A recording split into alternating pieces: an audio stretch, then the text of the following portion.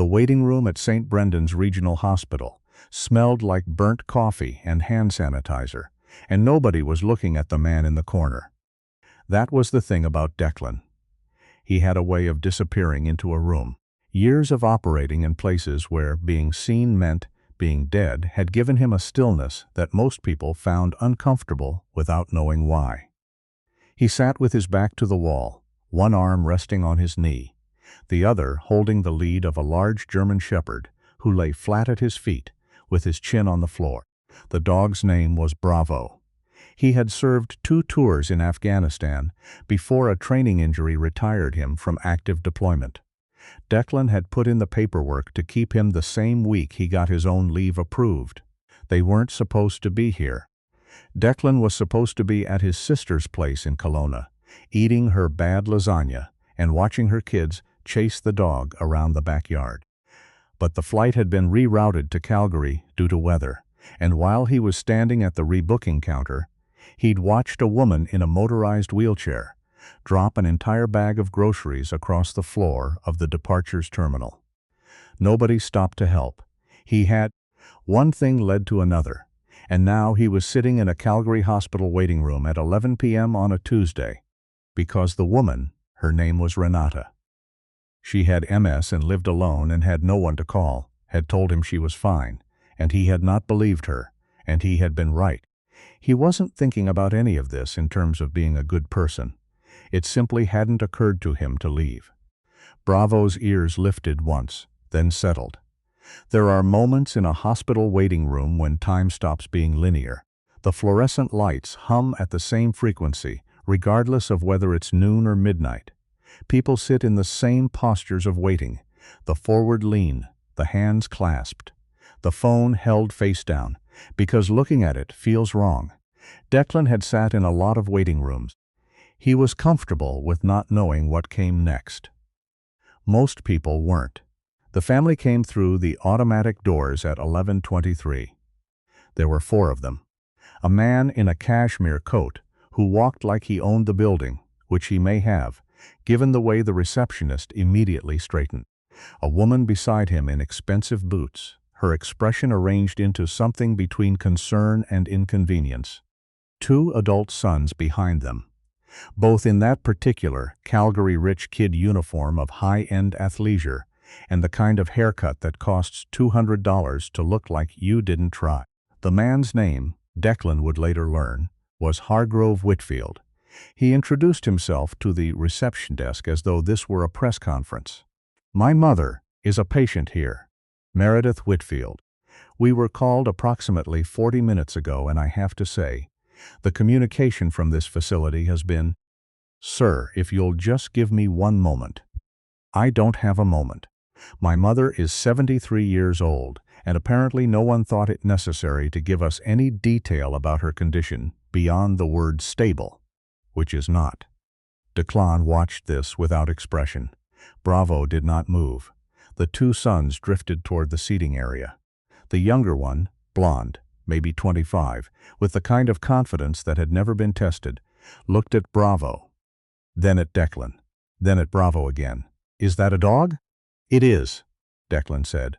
"You can't have a dog in here, service animal. He's not wearing a vest." Declan looked at him for a long moment. "No," he said, "he's not." The younger son, his name Declan heard later was Troy, seemed to decide this was an opportunity. He took a step closer. "Look, man, I don't know what your deal is, but there's a policy. I don't want my family having to sit next to a dog when we're dealing with a family emergency." "Your family just arrived," Declan said. "I've been here 2 hours. That's not really." Troy, the older son, put a hand on his brother's arm. He had better instinct. He had looked at Declan the way people sometimes did, people who had learned to read a room and found something there that suggested caution. Troy shrugged him off. "Sir," he turned toward the reception desk, "is there a policy about animals in the waiting area? Because I'm asking this man to move and he's being what?" Renata said. She had come through the swinging doors in a hospital wheelchair, pushed by a young nurse who looked approximately 19 years old and deeply uncomfortable. Renata was 61, a retired schoolteacher from Red Deer, and she had the kind of voice that had once kept 32 grade 7s in line without raising it. She used that voice now. "He's been sitting there for 2 hours waiting to make sure I was okay. His dog sat there for 2 hours without making a sound. And you walked in 11 minutes ago and you're already making a scene." Troy stared at her. "Ma'am, this doesn't involve you. You're talking to the man I came to thank. It involves me." Hargrove Whitfield turned from the reception desk. He took in the scene: his son, a woman in a wheelchair, a large dog, a quiet man in the corner, and made the kind of rapid calculation that men like him made constantly, assessing where the power was and whether it was threatened. "Troy," he said, in a tone that was not a request. Troy stepped back. Hargrove looked at Declan. "I apologize for my son. He's concerned about his grandmother. It was a good move, clean, minimal, designed to close the matter." Declan nodded once. He had no interest in escalating. He glanced at Renata. "You doing okay? They're keeping me overnight," she said. "Blood pressure. Nothing dramatic." She looked at him with the direct, unsentimental gaze of a woman who had spent decades watching children pretend they hadn't done things she'd seen them do. "You didn't have to stay, I know." She smiled at that. "What's his name?" "Bravo." She leaned forward slightly in the wheelchair and held out her hand, and Bravo, who had not moved in 2 hours, raised his head, leaned forward, and pressed his nose gently into her palm. There is a particular kind of kindness that animals show without strategy. They do not decide to comfort. They simply do. In every room Bravo had ever been in, he had found the person who needed him most, and he had gone to them. It had nothing to do with training. It was simply who he was. Troy Whitfield watched this and said nothing, but the expression on his face was not nothing. It was the expression of a man recalculating and arriving at an answer he didn't like. He waited until Renata was taken back inside. He waited until the nurse had gone. He waited until Declan was standing, stretching his shoulders, getting ready to leave. Then he stepped in front of him. "Where are you going?" Declan looked at him. "To find a hotel." "You're not leaving," Troy said. His voice had changed. The entitlement was still there, but something uglier had gotten into it. "You embarrassed my family in front of hospital staff. You need to understand that has consequences." Declan said nothing. "My father donates significant money to this hospital, to this city. People in this city know who we are. I need you to understand that before you walk out that door thinking this is over." Bravo stood up. He didn't growl. He didn't show his teeth. He simply rose to his full height beside Declan and stood there, still as stone, and looked at Troy. Troy took one involuntary step back. "We're leaving," Declan said. "Have a good night." He walked toward the exit. Bravo moved with him, perfectly in step. Declan pushed through the door into the cold Calgary air and let it hit his face. He thought it was over. He was wrong. The call came at 7 a.m. He was in a budget hotel room near the airport, drinking bad coffee from a machine in the hallway, watching snow come down sideways outside the window.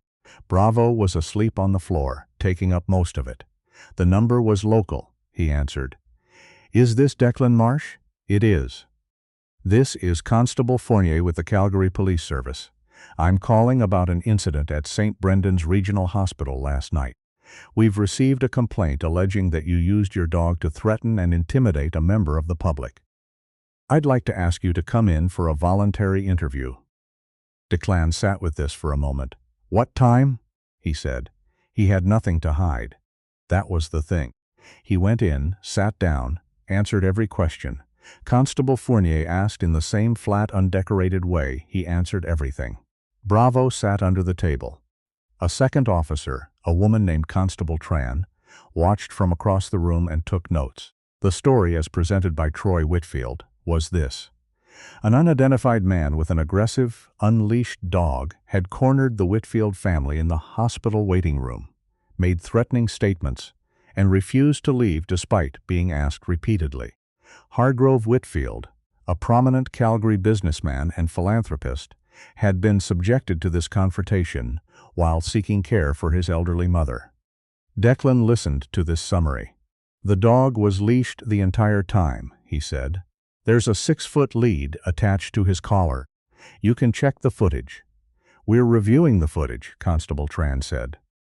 Bravo did not growl, bark, or move toward anyone until he stood up when Mr. Whitfield's son stepped in front of me at the exit. At that point, he stood up. "That's all." "You said Mr. Whitfield's son stepped in front of you. In your assessment, was that a threatening act?" "In my assessment?" Declan said carefully. "It was an attempt to prevent me from leaving." Constable Fournier wrote something down. "Can I ask," Declan said, "whether Renata Kaminsky has been contacted?" "She was present for the entire." "We're aware of Miss Kaminsky," Constable Tran said. There was something in her voice. Not hostility. Something more like careful neutrality that suggested she was not entirely comfortable with the situation she was in. Declan noted it. He said nothing. They asked him to leave Bravo in a secure room while the interview continued. He looked at Bravo. Bravo looked at him. Declan handed the lead to Constable Tran, who took it with the careful respect of someone who understood she was holding something important. "He won't give you trouble," Declan said. "Just don't make sudden movements around his left side. Shrapnel injury. He startles." Constable Tran looked down at Bravo. Bravo looked back at her with the patient, ancient eyes of a dog who had seen things most humans hadn't and had decided somewhere along the way that humans were still worth showing up for. "Okay," she said quietly. "Okay. There are systems in the world that work, and systems that don't, and the difference is rarely the system itself. The difference is the people inside it, and whether they are willing to look at what is actually in front of them, rather than what they've been told to see." Constable Sylvie Tran had been on the force for 9 years. She had taken a lot of statements. She had a good sense of when a story was complete and when something had been left out. The hospital footage showed everything. It showed Declan sitting against the wall for 2 hours. It showed Bravo asleep on the floor. It showed Troy Whitfield approaching and escalating a conversation that had not been started. It showed Renata Kaminsky coming through the swinging doors and speaking. It showed Bravo rising, calmly, without aggression, when Troy stepped in front of Declan at the exit. It showed Declan walking out without incident. It also showed Troy Whitfield taking his phone out as soon as Declan left the room. Constable Tran flagged this for her supervisor. Her supervisor, Sergeant Gilles Beaumont, watched the footage. He was a heavy-set man with 24 years on the job and the unhurried manner of someone who had long ago stopped being surprised by what people did when they thought they had power. He watched Troy Whitfield make the call. He watched the timestamp, 11:38 p.m., less than 2 minutes after Declan walked out the door. "Pull Mr. Marsh's service records," he said. What came back was not what Hargrove Whitfield had expected. What came back was a name that appeared in documents that most people were not cleared to read. What came back was a career, 14 years, 3 theaters of operation, a service record that Sergeant Beaumont read twice, slowly, in the quiet of his office with the door closed. What came back was a commendation that required a second signature to access. And what came back, attached at the bottom in plain language, was Bravo's own service record. 2 confirmed deployments, 1 documented save, 1 training injury sustained while shielding a team member from debris. Sergeant Beaumont sat back in his chair. He thought about Hargrove Whitfield's lawyer, who had already called twice. He thought about the donation plaques he'd seen on the wall at St. Brendan's, last time he'd gone in for a checkup. He thought about the way these things usually went. Then he thought about a dog with a shrapnel injury to his left side, who had sat under an interview table for 40 minutes without making a sound. He picked up the phone. The meeting happened 4 days later, in a conference room at the Calgary Police Service headquarters. Sergeant Beaumont had requested the presence of Declan Marsh, Renata Kaminsky, and a representative from the Department of National Defense, who arrived in uniform and did not say much but whose presence said quite a lot. The Whitfields arrived with a lawyer. The lawyer's name was Pemberton, and he was very good. He was the kind of lawyer who walked into rooms and immediately began restructuring them. Who sat where? Who spoke first? How silence was distributed? He had a strategy. Declan could see it from across the table. The strategy was to make this a misunderstanding, a concerned family, a stressful evening. A dog that, while no doubt well-trained, had understandably alarmed people in an already difficult moment. It was a good strategy. Renata disassembled it in about 4 minutes. She had brought her own notes, handwritten, on lined paper, dated and timed to the minute. She had been a teacher for 31 years. She knew how to construct a record. She read from her notes in the same voice she had used to tell 32 grade 7s that no, she had in fact seen exactly what they thought she hadn't, and they would have another opportunity to revise their position before she called their parents. Hargrove Whitfield looked at his lawyer. His lawyer said, "Mrs. Kaminsky, we appreciate your perspective, but—" "The dog," Renata said, "did not move until your client's son blocked the exit, at which point he stood up. I was in the room. I watched it happen.